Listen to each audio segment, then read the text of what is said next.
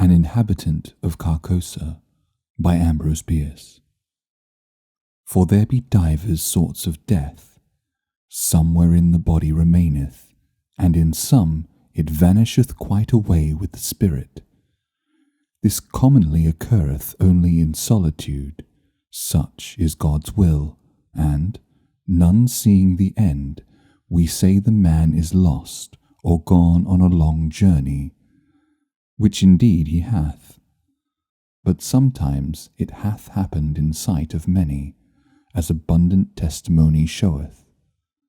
In one kind of death the spirit also dieth, and this it hath been known to do while yet the body was in vigour for many years. Sometimes, as is veritably attested, it dieth with the body, but after a season is raised up again in that place where the body did decay. Pondering these words of Harley, whom God rest, and questioning their full meaning, as one who, having an intimation, yet doubts if there be not something behind, other than that which he has discerned, I noted not whither I had strayed until a sudden chill wind striking my face revived in me a sense of my surroundings. I observed with astonishment that everything seemed unfamiliar.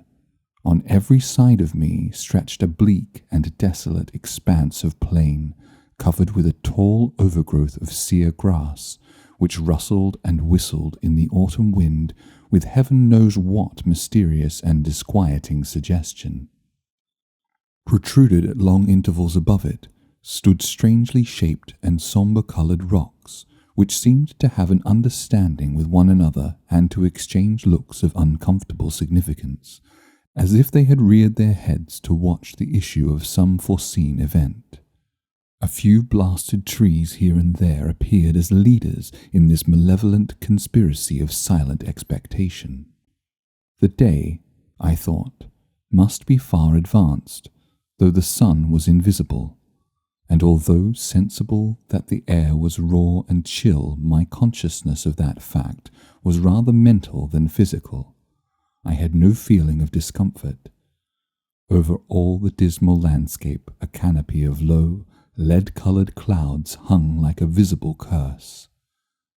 In all this there were a menace and a portent, a hint of evil, an intimation of doom. Bird, beast, or insect there was none.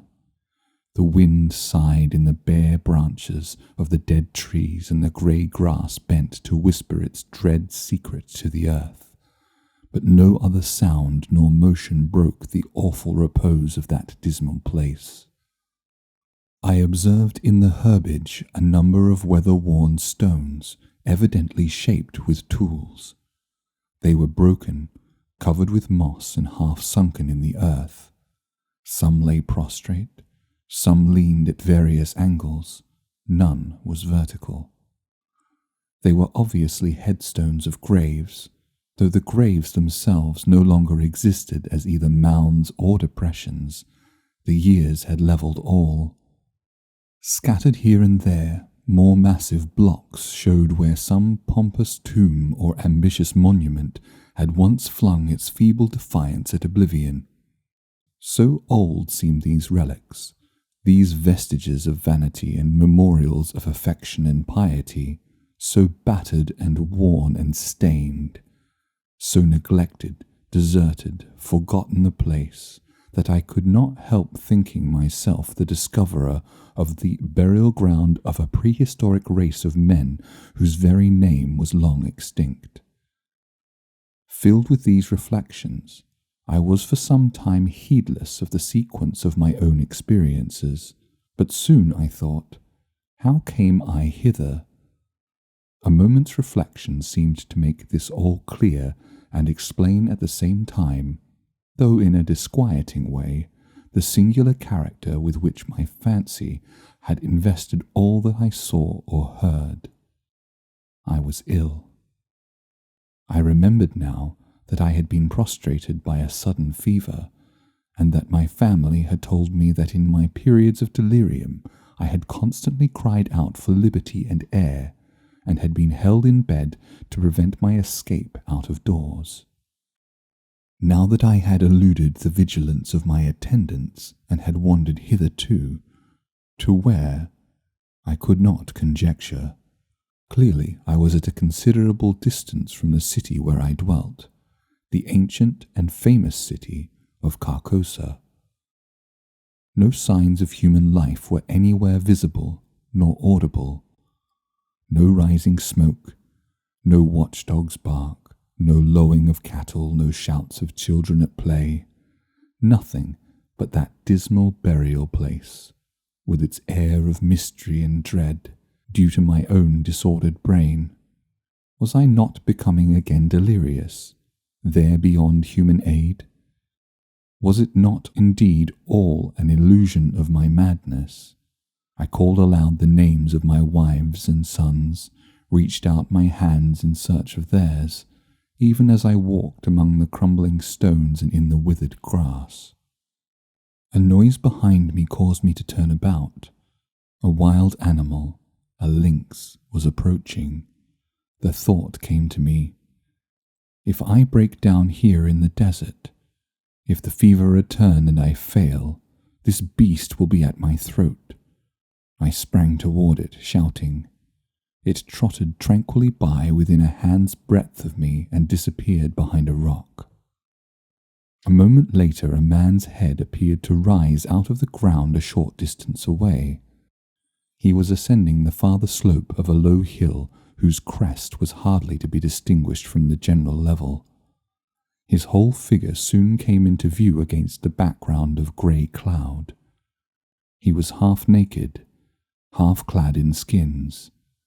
His hair was unkempt, his beard long and ragged. In one hand he carried a bow and arrow. The other held a blazing torch with a long trail of black smoke. He walked slowly and with caution, as if he feared falling into some open grave concealed by the tall grass.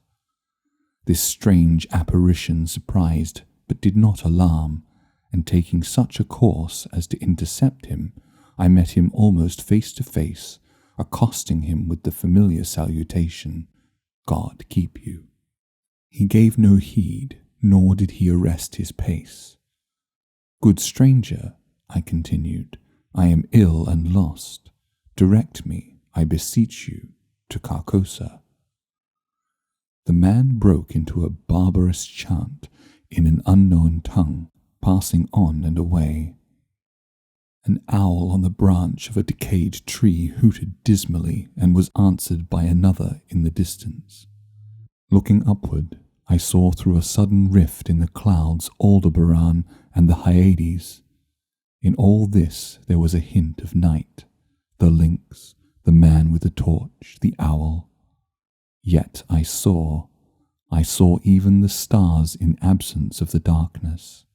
I saw, but was apparently not seen nor heard. Under what awful spell did I exist?